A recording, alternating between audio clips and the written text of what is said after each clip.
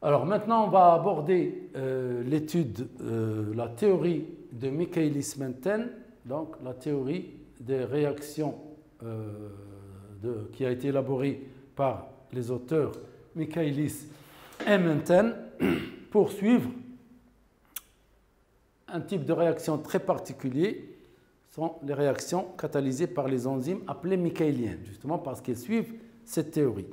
Alors, ces auteurs, pour trouver cette théorie, qui va donc faciliter la tâche des chercheurs dans les laboratoires, ils ont dû travailler pendant longtemps et ils ont dû aussi adopter certaines hypothèses et ils ont dû aussi simplifier, etc.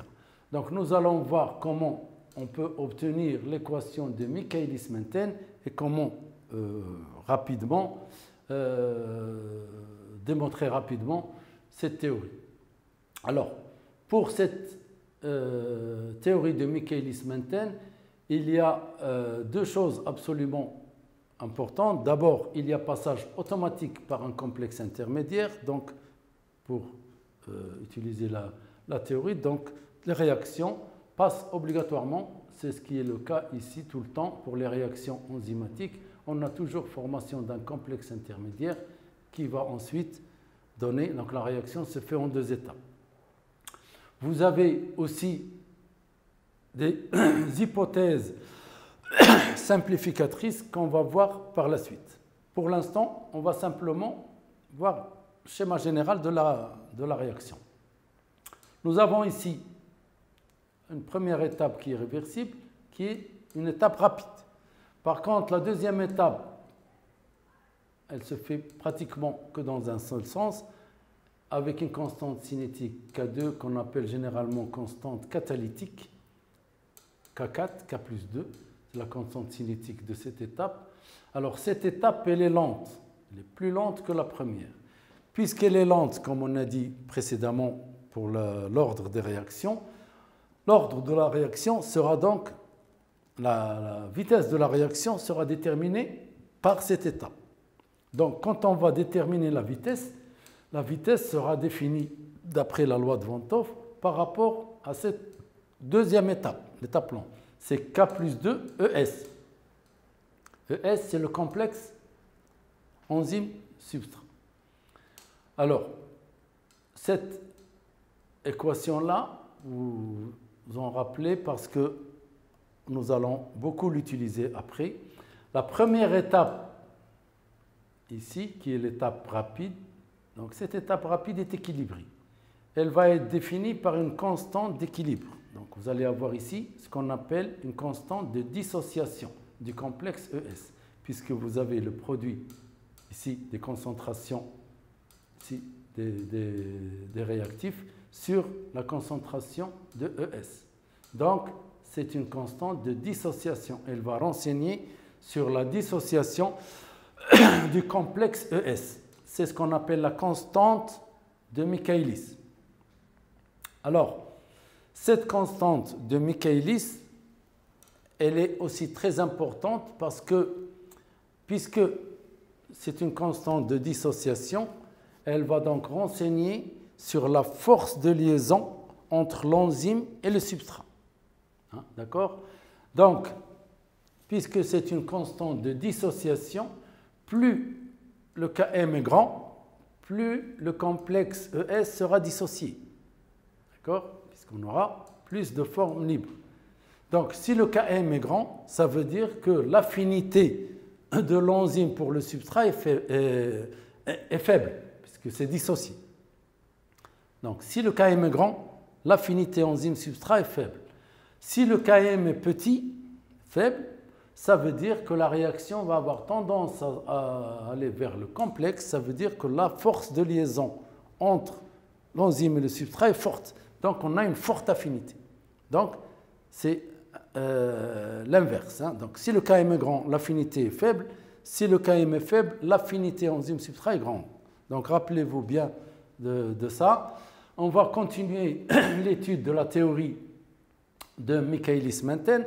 Pour continuer la théorie, on va être obligé d'utiliser une hypothèse simplificatrice.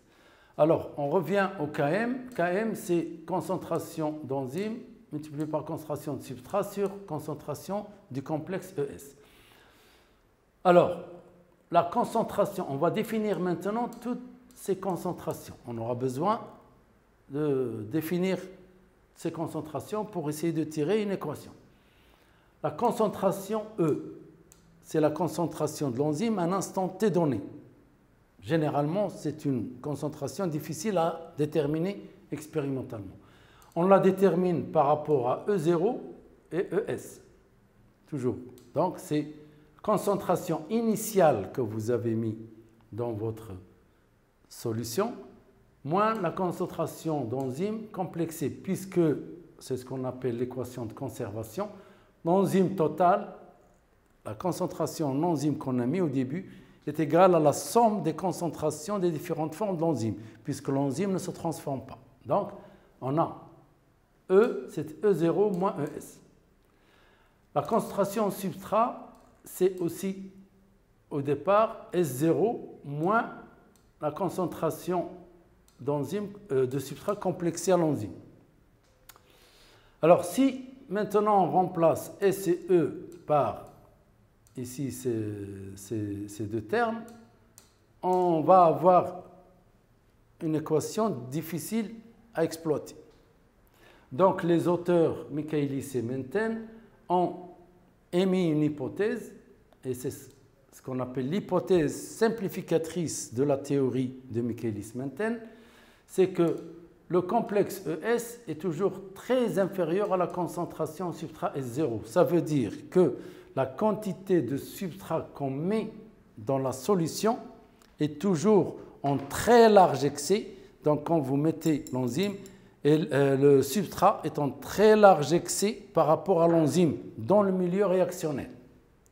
Bien entendu, tout ceci, on est en train de parler des conditions in vitro. Donc, quand on est à une concentration trop grande de substrat, qu'est-ce qui va se passer? La concentration ES va être négligeable. ES ici. Donc, on peut considérer que la concentration en substrat est égale à la concentration S0. Donc, la concentration en substrat est constante. On peut considérer qu'il n'y a pas de variation au niveau de la concentration en substrat. C'est ce qu'on a schématisé tout à l'heure avec les Legos pour les histoires de dégénérescence de l'ordre. Pour le cas des enzymes, on va se retrouver dans le même cas ici. On se met en plus ici, ce n'est pas simplement pour l'ordre, mais c'est aussi pour simplifier les calculs pour trouver l'équation. Donc, si vous voulez exploiter l'équation de Michaelis-Menten, vous êtes obligé d'utiliser un large excès de substrat. Si vous n'utilisez pas un large excès de substrat, vous risquez d'avoir une équation différente et les résultats ne suivront pas la théorie de Michaelis-Menten. Donc, si on considère S est égal à S0, on revient donc au Km et on remplace E par ce terme et S par S0 et on va avoir donc cette équation. On va ensuite transformer pour sortir ES. Alors cette démarche, essayez de vous en rappeler parce qu'on va aussi l'utiliser quand on va étudier les inhibiteurs. On va toujours utiliser donc cette démarche pour remplacer ES par rapport à des termes connus. ES aussi, c'est une concentration qu'on ne peut pas déterminer expérimentalement. Mais on va le définir par rapport à des paramètres connus. Vous avez le Km, S0, E0 c'est connu, la concentration initiale en substrat c'est connu. Donc on remplace, on met ES en facteur et ensuite dans l'équation de vitesse ici, K plus 2 ES, on remplace ES par sa valeur. Donc par le terme on va sortir ici ES, c'est E0, S0 sur K plus S0 et on remplace ES par sa valeur ici. On va trouver cette équation K plus 2 E0, S0 sur Km plus S0. Donc quand vous allez faire vous-même développer l'équation, vous allez tomber sur cette équation. Alors ici, on va pouvoir encore transformer cette équation. Donc, il suffit de diviser en haut le numérateur et le dénominateur par S0.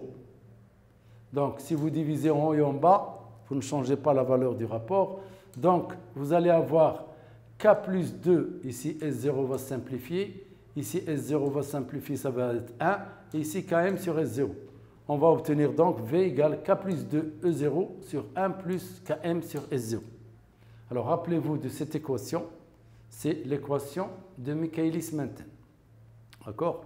Alors, on va voir que ce terme, c'est une constante, K plus 2 E0. Hein, c'est une constante. On va le définir plus tard. Ce terme est un paramètre cinétique. Le Km, c'est la constante de Michaelis-Menten.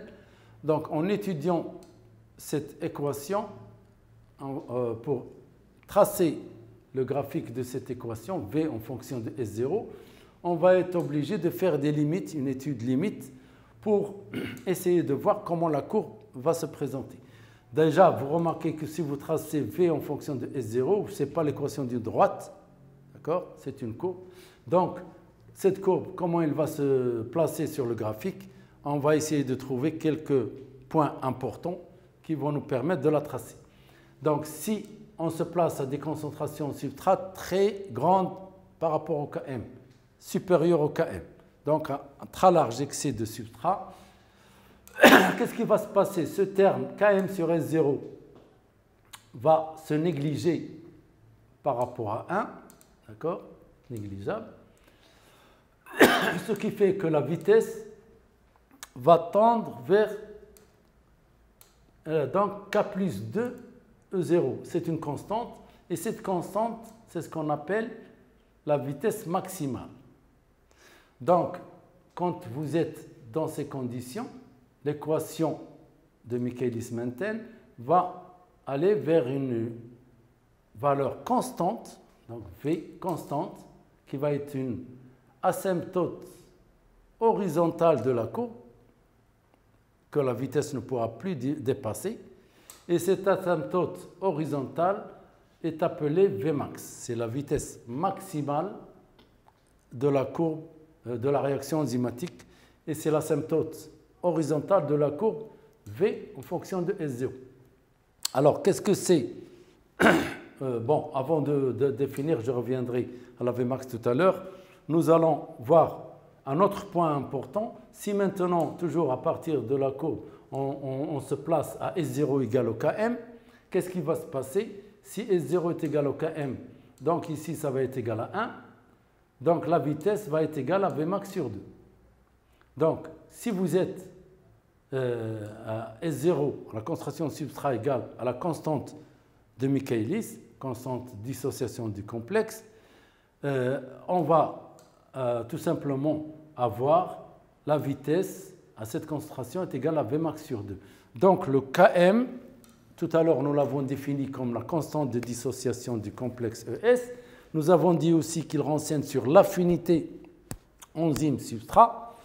Maintenant, il a aussi une autre définition, c'est la concentration en substrat pour laquelle la vitesse de la réaction est égale à la Vmax sur 2.